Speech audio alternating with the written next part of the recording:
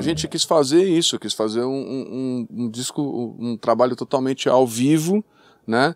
E que mostrasse a força que tem você ter uma banda ao vivo, porque é mais do que a soma das partes, e é aí que você pode perceber isso.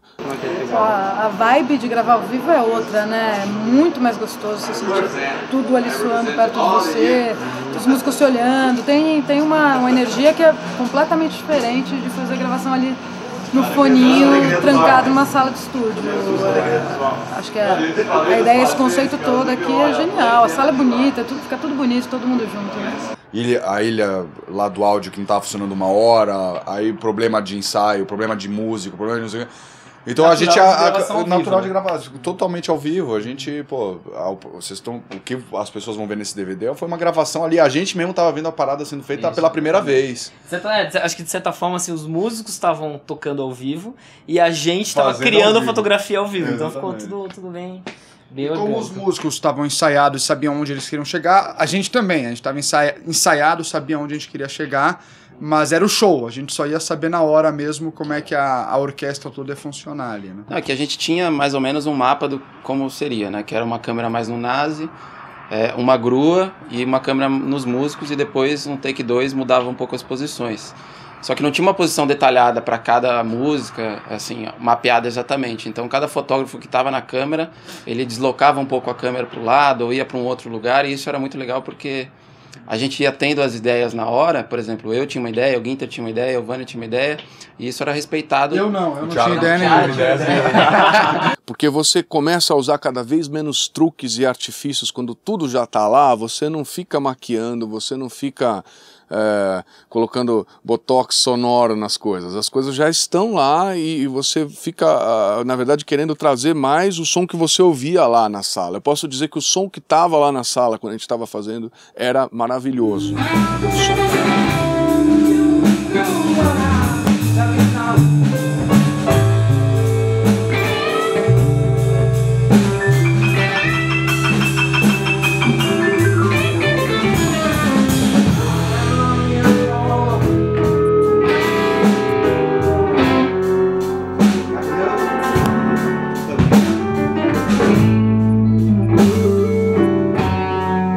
O som da banda, aquela banda, todo mundo junto no estúdio, era um avião a jato decolando, era um absurdo, era uma coisa muito legal. Não, ali com a banda rolou uma empatia, hoje com o Johnny Boy, com o Nivas, com o Vara, todos têm influências muito próximas e tocar com eles é sempre um prazer, acima de tudo. E trabalhar com ele é muito bacana, porque ele é uma pessoa cheia de ideias, bastante criativo, muito centrado no projeto, sabe coordenar cada detalhe e, sobretudo, ele dá muita liberdade para a gente compor, arranjar, e, enfim, cada um colocar a sua digital no projeto. Tá legal pra caralho, você acha que vai? Eu acho que vai ficar valendo, né? Fica valendo, sabe por quê? Eu tava pensando, não é o debut, é o Police on My Back que eu tô fazendo. É verdade, sabe que eu já tinha ouvido esse negócio meio assim? Então tá tudo certo. Tem isso no Police on My Back, né? Uma coisa meio assim. Só que a guitarra que faz, É o seguinte, a melodia é completamente diferente. Mas é engraçado como o Nazi tá sempre presente ali, ele não larga o osso, ele fica o tempo todo querendo saber, ele discute cada elemento, então em alguns momentos a gente tinha que parar e explicar para ele, para convencer ele de que aquilo era a coisa mais certa, porque ele queria participar de cada etapa. Assim, na edição ele vem, ele olha cada um dos clipes, que acho que ele podia também, por outro lado, falar assim, faz aí e confiar na galera. Ele é chato, né? Basicamente. Bom chato, né? Claro. Mas tem uma coisa, louco normal. Tem uma coisa impressionante também, a confiança que o Nazi tem na equipe aqui é enorme. Olha, a personalidade do Nazi é uma personalidade forte. Eu não digo que ele seja tirano, mas ele tem opiniões muito definidas e muito fortes. Você tem que trabalhar muito bem essa questão para mudar opiniões e tudo isso. Ou às vezes você não consegue, às vezes ele te convence que ele está certo.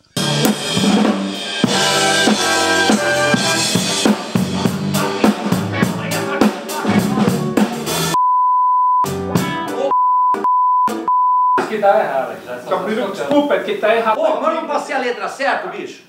Mas eu falei no final, cara, não sei que língua que eu falo, mas é que eu falo a língua do Roy, bicho. Tirei esse aqui e joga no... Aí ele começa.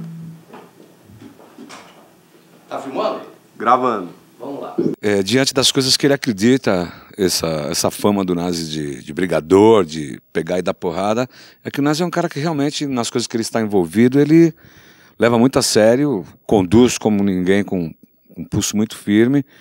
É um cara que escolhe com muito cuidado as pessoas para estarem ao lado dele. Não existia nenhum estrelismo da parte de ninguém, muito menos dele. Ele é um cara muito assim, na dele, respeita. É lógico que ele quer não impor a vontade dele, mas ele quer que prevaleça o melhor. Porque a gente tem uma segurança no nosso trabalho, ele também tem, fica todo mundo em cima com uma certa confiança, deixando o outro trabalhar.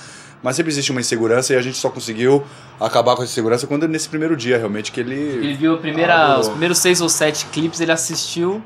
Foi um dia... A gente tava todo, né, confiando no que a gente tava fazendo, mas tava meio apreensivo. Tem questão de gosto, a gente não sabe. A hora que a gente botou os 6, ele só virou e falou assim, meu, tá do caralho. E aí a gente, beleza. O Nazi é um cara autêntico, um cara super honesto, gente fina, um cara que respeita todo mundo. Oh yeah, he's right on, very professional. Talvez tenha, sim. Acho que nós três acreditamos e com certeza Raul, né? Nós dois, eu e Nazi, acreditamos e Raul acreditava no que fazia. E negócio de modéstia é para outros, né? Nós somos originais, entendeu? O Nazi é um puta profissional. Ele já tem, já intrínseco nele, por todos esses anos aí de carreira artística e tal, um sistema para trabalhar as coisas, né? O clima nas sessões, eu acho que o DVD deve mostrar isso, era ótimo, era divertidíssimo, era assim, tipo, engraçado, as piadas fluíam, o clima com a banda era muito bom. Sou músico, eu tenho ouvido absoluto, ó.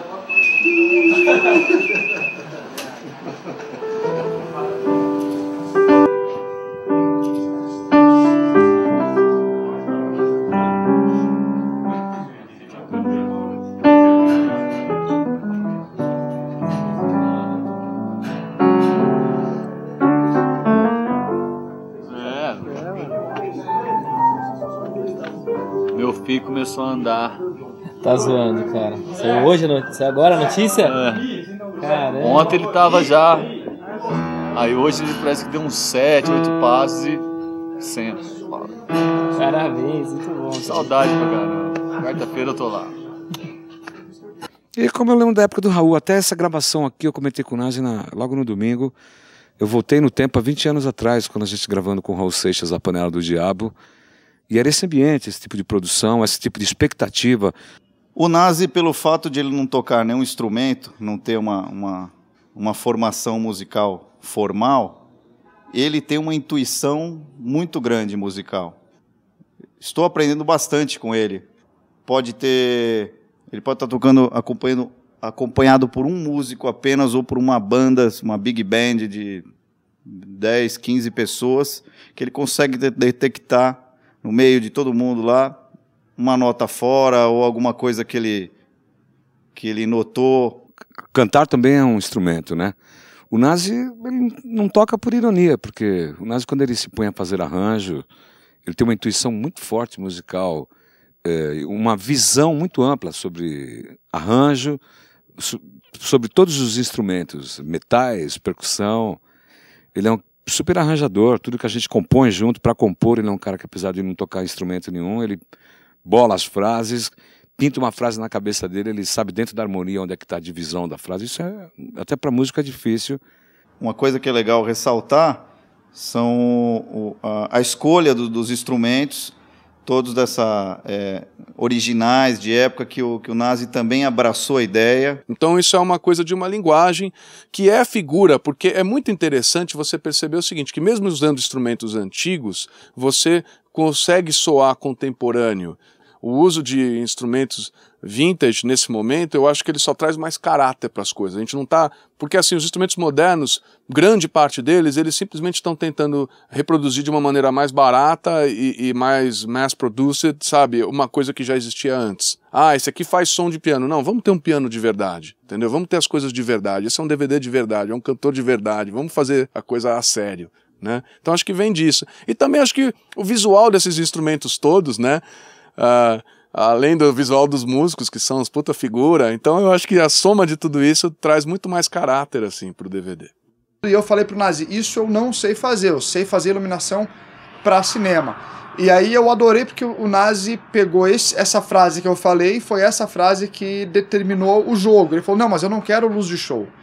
Eu quero uma luz de cinema sofisticada. E aí é que a gente realmente entrou com segurança na jogada. Porque não adianta nada você ter esses instrumentos antigos se não tiver um Roy Cicala, por exemplo, para ele saber tirar o som daqueles instrumentos. O Roy é um engenheiro de som americano. A primeira sessão profissional dele, que ele foi operador de tape operator, né, que é tipo assistente do estúdio, foi o Getz Gilberto. Foi aquele disco Garota de Ipanema, Astro de Gilberto e tal. A partir daí ele foi galgando, ele virou engenheiro para o Phil Ramone, que era o A&R Studios, então eles gravaram, por exemplo, o primeiro disco do The Band, gravaram Frank Zappa, aí naquela época Frank Sinatra, Burt Bacharach, Dionne Warwick, esse estúdio era isso, né? E um pouco depois, em 68, ele já foi chamado para entrar num estúdio que ia ser o Record Plant. Os donos na época eram o Chris Stone e o Gary Kellgren. O Gary Kellgren foi o engenheiro do primeiro disco que foi gravado nesse novo estúdio, que foi o Electric Ladyland, do Jimi Hendrix, tá? Junto com o Ed Kramer, mas muito mais importante que o Ed Kramer na gravação do disco. Tá? E o Roy também fez alguns overdubs nesse disco, e a partir daí ele gravou nesse estúdio um monte de bandas, e eu acho que foi a época que se criou o que seria a linguagem de gravação para rock. How is working with Nazi and the team? How are things going? With Nazi. Que ele gravou lá? 7 discos com John Lennon, ele foi engenheiro de 7 discos do Lennon, ele mixou Imagine, e a partir de Imagine ele fez todos os discos do John Lennon, com exceção do último, mas na hora que o Lennon e a Yoko viram que a mix não estava ficando como eles queriam para o single no último disco, eles voltaram para o Record Plant e eles começaram a continuar gravando os próximos trabalhos no Record Plant, tanto que quando ele saiu do Record Plant foi que ele foi assassinado, ele estava saindo da sala com o Roy. E assim, ainda no Record Plant o Roy tinha já gravado Alice Cooper, Schools Out, né, mixou Schools Out. Aliás, tem um lance muito interessante, ele achou uns timbres de voz muito parecidos com Alice Cooper em algumas coisas aí que estão no DVD com o Nazi, numa música que o Nazi quis cantar mais rockão e tal. Eu acho que esse DVD do Nazi é um momento onde ele tá fazendo uma espécie de uma coxa de retalhos. Exatamente. Ele tá juntando vários pedaços da carreira dele, ele tá juntando um momento que ele trabalhou com hip hop, o outro que ele trabalhou com blues, o outro que ele trabalhou com isso, ele tá juntando tudo num DVD só. Então, de certa forma, as coisas são diferentes, mas de certa forma tem que ser uma unidade. Exatamente. E acho que a gente conseguiu fazer isso. Pelo menos no Brasil, nunca tinha visto nada parecido. Saravá. Né? Saravá!